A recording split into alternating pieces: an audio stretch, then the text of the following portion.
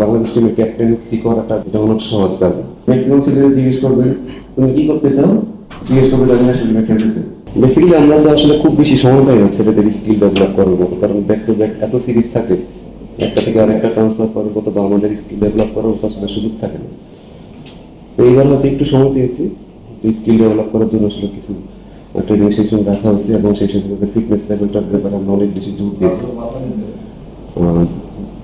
এই কারণে আমার মনে হয় এই যে আমাদের প্রোগ্রামটা হয়েছে বেশিরভাগই ফিটনেস লেভেলটা ইমপ্রুভ করার জন্য এবং সেই সাথে তাদের স্কিলটা ডেভেলপ করার জন্য। পার্টিকুলারলি টি20তে আমাদের আসলে কিছু শর্টস লাগবে যেগুলো আসলে আমরা হয়তো আমরা অ্যাপ্লাই করতে পারি না, প্র্যাকটিসের কারণে সুযোগ পাই না, বা যে ধরনের উইকেট আমরা খেলবো সেই ধরনের উইকেট আসলে কোন ধরনের শর্টসগুলো অ্যাপ্লাই করা দরকার সেগুলোর উপরে আসলে আমরা এমফাসাইজ দিয়েছি। আরো সিরিজে তো শিডিউল ঘোষণা হয়েছে, পাকিস্তান সিরিজ আপনার চিন্তা ভাবনা কি? পাকিস্তানের প্লেয়াররা যেতে চাই কিনা আপনাদের আলোচনা কি হচ্ছে? দেখুন, এটা তো আমাদের বোর্ড না, এটা আসলে বোর্ড ডিসাইড করবে এবং দুটা বোর্ড মিলিয়ে আসলে ডিসাইড করবে আসলে সিরিজটা হবে কি হবে না। আমরা আমাদের প্রিপারেশন নিচ্ছি, যেহেতু আমাদের সামনে এশিয়া কাপ আছে, ওয়ার্ল্ড কাপ আছে, সেটার উপর ভিত্তি করে আসলে আমাদের ট্রেনিংটা হচ্ছে। এটাও আমাদের একটা পার্ট অফ সিরিজ ছিল, যেখানে আসলে আমরা কিভাবে কি করতে পারি, কোন জায়গায় এখন আমাদের কি করতে হবে। বাট সিরিজের ব্যাপারে আসলে আমরা তো রেডি আছি এবং বাকিটা আসলে বোর্ড জানে, তারা ডিসাইড করে আসলে কি হবে না।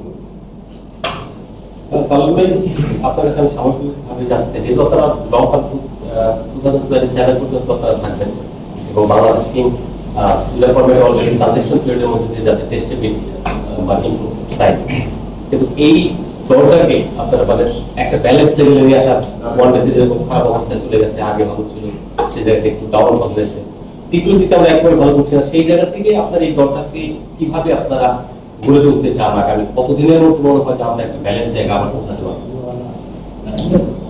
দেখুন, এটা একটা লম্বা প্রসেস, এটা শুধু ন্যাশনাল উপরই আসলে সবকিছু আসলে ডিপেন্ড করে না যে ন্যাশনাল টিমটা কিভাবে যাচ্ছে।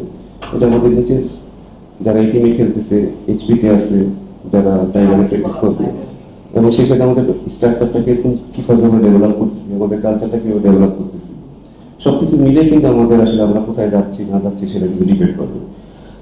যদি বলেন টপ লেভেলের ন্যাশনাল টিমের প্লেয়াররা, তাহলে তাদের জায়গা থেকে তারা সর্বোচ্চ চেষ্টা করছে। আপনারা যদি ট্রেনিং দেখেন, তারা আমার মনে হয় তারা এই লাস্ট কয়েকটা দিন মানুষের মতো ট্রেনিং করছে, যেটা আমাদের দেখে মনে হয় একটু খারাপ লাগতেছে যে এত এত হার্ড ট্রেনিং করছে। তারা চাচ্ছে তাদের ইমপ্রুভমেন্ট, বা একটা দেশের ক্রিকেটটা শুধু এই গুটি কয়েক প্লেয়ারদের উপরই আসলে নির্ভর করে না।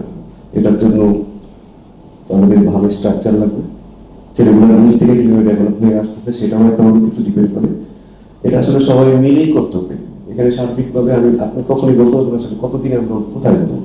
এখন ধরেন আপনি যে ছেলেটা আন্ডার-19 আছে বা এইচপিতে আছে, সে যদি নিজেই স্বপ্ন না থেকে সে ওয়ার্ল্ডের বেস্ট প্লেয়ার আছে, আপনি ন্যাশনাল টিমে আসলে আমার মনে না খুব একটা লাভ হবে। কারণ ম্যাক্সিমাম ছেলেরা জিজ্ঞেস করবে তুমি কি করতে চাও, জিজ্ঞেস করবে আমি ন্যাশনাল টিমে খেলতে চাই। একটা বড় ট্রেনিং কিন্তু তার নাই। তাহলে ওই ছেলেটার দায়িত্বটা কার? ওই ছেলেটাকে বড় প্লেয়ার বানানোর জন্য বা ওই ধরনের বড় চিন্তা করার জন্য তার দায়িত্বটা কার? সেগুলো আসলে অনেক ছোট করে দিকেই করতে হবে। তো সবাইকে মিলেই আসলে আমাদের আগাইতে হবে। এখানে প্রতিটা ডিপার্টমেন্টে আসলে এক হয়ে কাজ করতে হবে। আমি যদি মনে করি যে এই জায়গাটা আমাদের অনেক ল্যাকিংস আছে, যে আমরা ন্যাশনাল টিম কি চাচ্ছি সেটা নিয়ে এইচপি কি ওইখান থেকে যে সার্ভিসটা দিচ্ছি কিনা, বা এইচপিতে যারা করতেছে তারা আসলে কি চাচ্ছে। কারণ ন্যাশনাল টিমের রিকোয়ারমেন্টের উপরে কিন্তু ডিপেন্ড করবে আপনার পরবর্তী কোন ছেলেগুলো কিভাবে আসবে, সেটা মেন্টালি হোক, ফিজিক্যালি হোক, টেকনিক্যালি হোক, টেকনিক্যালি হোক, সবকিছু মিলেই কিন্তু একটা দেশের ক্রিকেট আগাবে। তো এটা শুধু একটা কোনোটা প্লেয়ারের উপরে ডিপেন্ড করে না, এটা সমষ্টিগতভাবে আমাদের কাজ করতে হবে।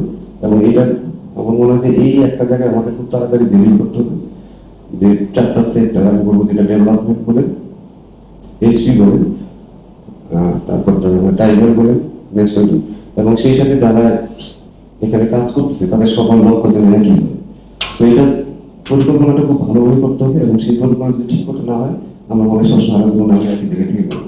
আপনার প্রাসঙ্গিক একটা প্রশ্ন বলি, সেটা তো আপনি নিশ্চয়ই এই টিমের ম্যাচ দেখছেন, যেটা আমি জানেন নিউজিল্যান্ডের বিপক্ষে আমাদের যারা ডোমেস্টিকে অনেক রান করে টপ অর্ডার ব্যাটারদের খেয়াল করছে কিনা, তারা কিন্তু নিউজিল্যান্ডের বিপক্ষে হোমে খেলেও তেমন একটা স্কোর করতে পারে না। এটা আসলে আমাদের দেখা কি ওরকম অনেক বেশি খেলেছিল বেটার না বলুন। ডোমেস্টিক আপনারা সবসময় ডোমেস্টিকের সাথে যখন ইন্টারন্যাশনাল একটা খেলা, তখন এটাকে বিস্তর ফারাক থাকে, যে ফারাকটা আসলে আমরা মেকআপ করতে পারছি না। এটা আমাদেরই ব্যর্থতা, কারণ একটা ছেলে যখন ঢাকা লিগ খেলে আপনি হয়তো বেশিরভাগ সময় দেখবেন কি সেকেন্ড ওভারে একটা লেফট আর্ম স্পিনার চলে আসছে, বা ইন্টারন্যাশনাল খেলতে গেলে আপনার দেখা যায় প্রতিদিন 140 কিলোমিটার বেগে বলকে তাদের ফোন ফেস করতে আসছে।